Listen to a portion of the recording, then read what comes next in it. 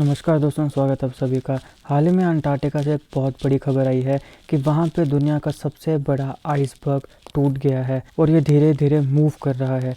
अब ये बिल्कुल भी अच्छी बात नहीं है, खासकर वहाँ की जो वाइल्ड लाइफ है उसके लिए।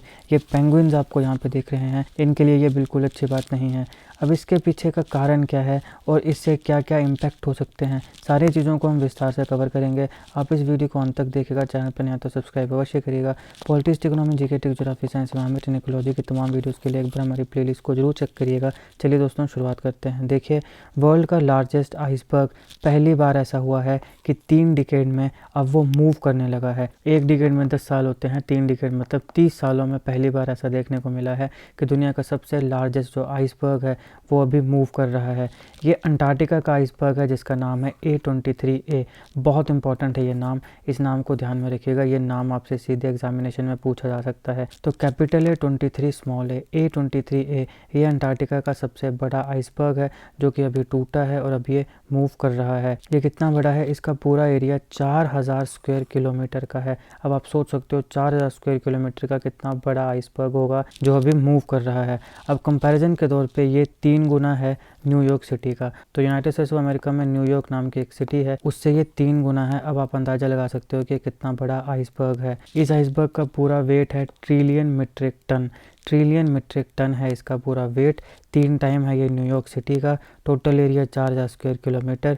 अभी ये अंटार्कटिका से टूट चुका है और ये मूव कर रहा है। पिछले 30 सालों में पहली बार ऐसा देखने को मिला है। अब देखिए, वेस्ट अंटार्कटिका में एक फिल्चनर रॉन आइस शेल्फ थी जिससे ये आइसबर्ग 1986 में टूटा था। यहाँ पे लिखा है कार्विंग ऑफ। ये 1986 में फिल्चनर रॉन आइस शेल्फ, इससे ये टूटा था और अभी ये मूव कर रहा है। पहले कभी इस आइसबर्ग में सोवियत यूनियन का रिसर्च स्टेशन भी हुआ करता था। सोवियत यूनियन अभी का रशिया, यूएसएसआर भी बोलते हैं इसको। इससे रिलेटेड सारे इंपॉर्टेंट जीके क्वेश्चंस को मैंने एक अलग वीडियो में कवर किया है। अगर आप चाहें तो देख सकते हैं, उसका लिंक मैं डिस्क्रिप्शन बॉक्स में दे दूंगा, या फिर आप मेरी प्लेलिस्ट में जाइए जीके क्वेश्चंस, वहाँ पे आपको सारे इंपॉर्टेंट जीके क्वेश्चंस मिल जाएंगे। अब सवाल ये है कि अगर ये 1986 में टूटा तो अभी क्यों मूव कर रहा है। देखो, जब ये 1986 में टूटा था तो वहाँ पर ये फंस गया था, स्टक हो गया था। वहाँ पर एक वेडल सी है, ध्यान रखना है आपने, वेडल सी। सीधा पूछा जा सकता है कि वेडल सी कौन से कंटिनेंट में पाई जाती है, तो अंटार्कटिका में पाई जाती है, क्योंकि अभी हाल ही में खबरों में है तो हो सकता है कि इससे सवाल पूछा जा सकता है। तो वेडल सी कहाँ पे है? अंटार्कटिका में। ये जब वहाँ से टूटा अपने फिल्चनर रॉन आइस शेल्फ, इससे क्या हुआ? टूटा। टूटने के बाद जो वेडल सी है उसमें ये स्टक हो गया, उसमें ये फंस गया। लेकिन अभी जो सैटेलाइट इमेजेस हैं उन्होंने बताया है कि ये आइसबर्ग वहाँ से निकल गया है और अब ये मूव कर रहा है। ये धीरे धीरे अंटार्कटिक पेनिनसुला का जो नॉर्दर्न टिप है, नॉर्थ की तरफ ये मूव कर रहा है। अब सवाल है कि इतने साल अगर ये मूव नहीं किया तो अभी कैसे मूव करने लगा। देखो, इतने सालों में क्या हुआ, पहली बात तो ये थोड़ा थोड़ा थिन होता गया, थोड़ा इसकी जो बर्फ़ है वो पिघलती गई और ये थिन होता गया, पहली चीज़। और दूसरा जो सबसे बड़ा रीज़न है वो है क्रंट्स और स्ट्रॉन्ग विंड्स।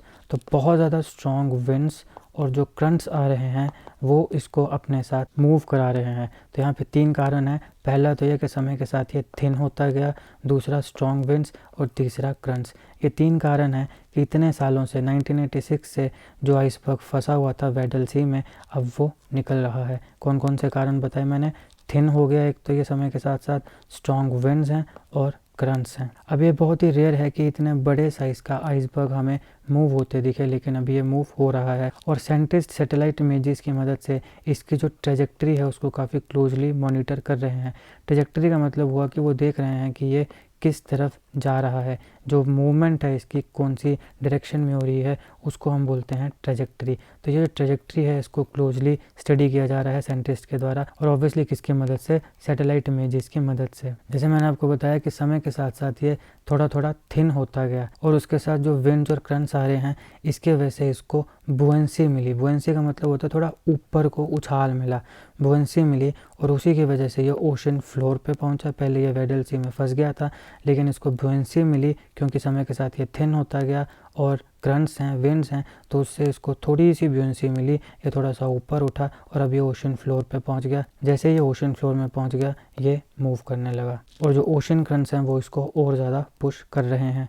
A23A जो है ये वर्ल्ड का लार्जेस्ट तो है ही, लेकिन लार्जेस्ट के साथ साथ ओल्डेस्ट आइसबर्ग भी है। तो सवाल पूछा जा सकता है वर्ल्ड का लार्जेस्ट आइसबर्ग कौन सा है? A23A। पूछा जा सकता है वर्ल्ड का ओल्डेस्ट आइसबर्ग कौन सा है? A23A। ये सारे फैक्ट्स आपने ध्यान में रखने हैं। अब जब ये मूव कर रहा है तो ऐसी आशंका लगाई जा रही है कि A23A जो है ये रुक जाएगा साउथ जॉर्जिया आइलैंड में।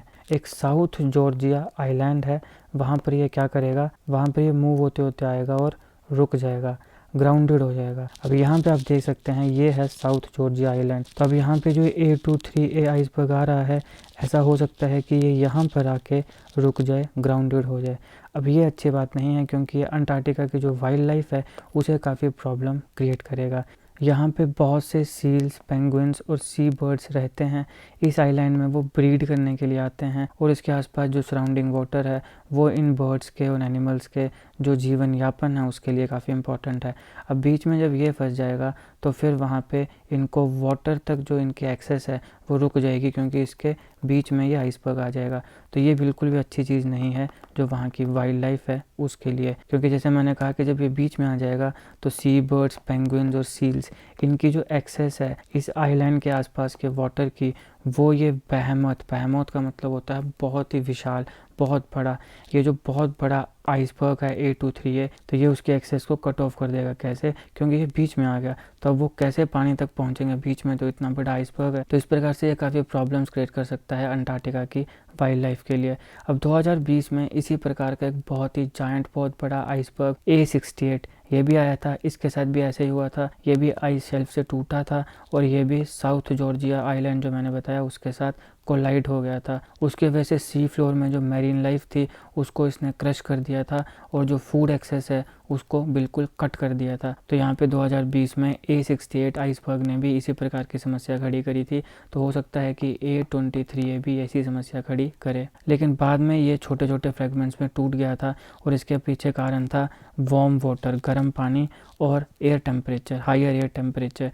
तो हायर एयर टेम्परेचर और वार्म वाटर जो अटलांटिक में है उसने इवेंचुअली A68 को कंज्यूम कर लिया था, उसको छोटे छोटे फ्रेगमेंट्स में, छोटे छोटे टुकड़ों में तोड़ दिया था। तो A23A की भी एंड गेम यही है, उसके साथ भी ऐसे ही होने वाला है। जिस प्रकार से A68 छोटे छोटे फ्रेगमेंट्स में टूट गया वार्म वाटर और हायर एयर टेम्परेचर की वजह से, उसी प्रकार से आने वाले समय में A23A भी वार्म वाटर और हायर एयर टेम्परेचर की वजह से छोटे छोटे फ्रेगमेंट्स में टूट जाएगा। तो ये था इस लेक्चर का एनालिसिस। आई होप आपको वीडियो अच्छी लगी हो। अगर आपको अच्छी लगे तो लाइक करिएगा, शेयर करिएगा। Politics, economy, GK, geography, science, environment, technology की तमाम वीडियोस के लिए एक बार हमारी प्लेलिस्ट को जरूर चेक करिएगा। GK, current affairs, GK tricks की ऐसी वीडियोस के लिए हमारे चैनल को सब्सक्राइब करिएगा। आपका बहुत बहुत धन्यवाद।